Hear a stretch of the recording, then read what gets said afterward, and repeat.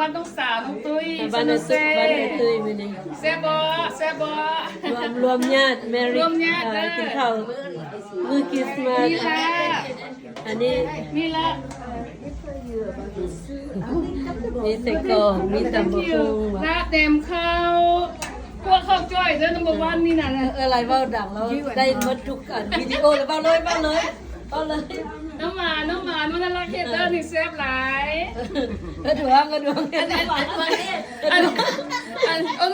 อันนี้เข้าอย่างก็ เข้าห้าง อ๋อโอเค เอา จ้ มา อย แต่ จ้ เสี อย ยงขวาง จ้อยเข้าห้างเด้ออีเด้อผมบอกแซ่บหลายแซ่บหลาย โตเข้ากรรมเด้ ข้าวกำของมันน่ารักเฮ็ดเด้อข้าวกำนี่น่ะ น้ำหวานคอยจะบอกเลยน้ำหวานได้ดวงเฮ็ด น้ำหวานได้ดวงเฮ็ดเด้อใส่กรอกน้องไทยน้องแพมเฮ็ด มีแต่แนวจะ ตำมงหุ่งแม่นค่อยตำ อาจจะนำคนนั้นจะจ่อย นี่ของข่อยบ่เลย แซ่บหลายแซ่บหลาย อัน แม่เอ็น นี้ไอ้โจนเฮ็ดบันเทือนตำมง